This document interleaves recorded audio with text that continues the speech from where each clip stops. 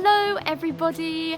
We have arrived at the end of the alphabet series, finally, after all this time. Now you may be thinking I've still got X, Y and Z to do, but I'm cheating big time and combining all three into this one final episode. And there's a valid reason for that, and that is because the footage that you're about to see was filmed last year on the Calf of Man when I was a warden there for the season. Now this time of year we've entered pupping season for our grey seals, and the calf takes on 2 seal volunteers around September time to monitor the mums and pups. Each year the pups are named after a different letter of the alphabet, and last year it was X, Y and Z because they're rather tricky letters to find names for. So I thought, perfect, I can do an episode all about the seals from last year, beginning with X, Y and Z, and I can also talk a bit more about seals, which I love to do anyway. But an update from this season, they have had a record-breaking number of pups, 93 pups, which is great to hear. It's lovely to hear it's been so successful despite all the storms that we've been having. But for now, I'm going to hand over to the lovely Lauren, who was one of our seal volunteers last year on the Calf of Man. So please enjoy this episode. So we're currently in the midst of pupping season, which runs from September through March, starting in the south of the UK and going clockwise. We are actually coming to the end of our pupping season here, and we've currently had 63 pups so far, with our first being in the beginning of September, which is called Xanadu. And you may think that's a bit of a strange name, but each year we name our pups after a different letter of the alphabet. We're currently at the end of the alphabet, which means our pups are named after X, Y and Z letters. So on the beach behind me, for example, we have Zeus, Yoblet, Hermina and Xenia. And we have had to be a bit imaginative this year with the names, as you can tell. As a seal volunteer, I carry out daily seal surveys and pup monitoring, which involves taking ID shots of mother and pup and seeing if the mother is a returning female by looking through our catalogue of around 400 females.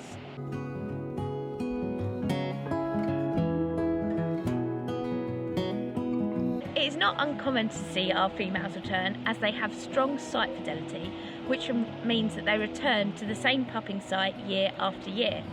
So for example, we have one of our longest running seal mothers, Pancake, who has come back for 13 years and pups at this site, Cow Harbour. I feel so lucky to observe this species in their natural habitat. They really do have their own personalities, and it has been a pleasure watching their behaviour and seeing them grow, although it does make it hard when they leave. Grey seals actually have a very short nursing period, with the pups only suckling for 3 weeks. This is the first stage. As you can see, this pup has just been born.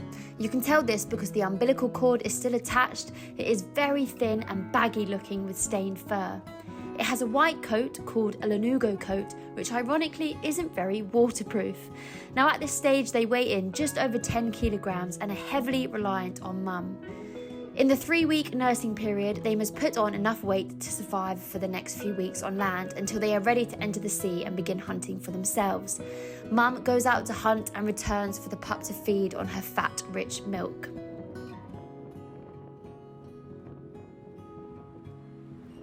At this stage, some of them might brave their first swimming lesson, with help from mum, of course. As you can see, they transition rapidly from being small, white and fluffy to plump, round and very barrel-shaped. At 2 weeks, they begin to molt, losing their white fur to reveal their slick grey coat, which is great for swimming and has a unique individual pattern just like our fingerprints, which helps us to identify them. At 3 weeks, pups can weigh more than 3 times their birth weight. But sadly, survival rates of pups to the age of 1 is very low. The better their mum is during those first 3 weeks at feeding and nurturing, the better their chance of survival. After 3 weeks, the mum leaves. The pup remains on land for another month or so, practicing swimming or just playing, until hunger finally takes over and they are forced into the sea. They then have to teach themselves through trial and error to catch fish and crabs and how to survive on their own.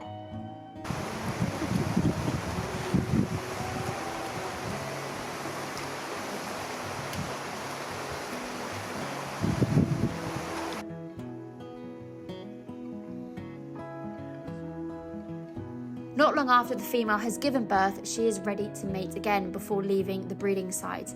It can be dangerous for pups at this time if they get in the way, as male bulls can be extremely aggressive.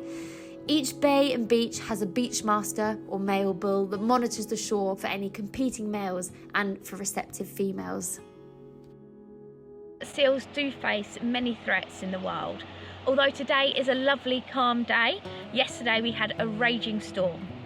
With storms predicted to be a lot more frequent due to climate change, we may see less seal pups able to survive. Entanglement in marine debris is also an issue, as well as disturbance. So for us to minimise this during our surveys, we keep a respectful distance from the seals, as well as using cameras with long lenses, thermal imaging cameras and camera traps to help us monitor our pups. So with that in mind, the most important thing you can do if you see a seal or pup on a beach is to keep your distance and put your dog on a lead. If you do see a seal or pup and you are concerned about their health, then get in contact with your local wildlife trust or the British Divers Marine Life Rescue.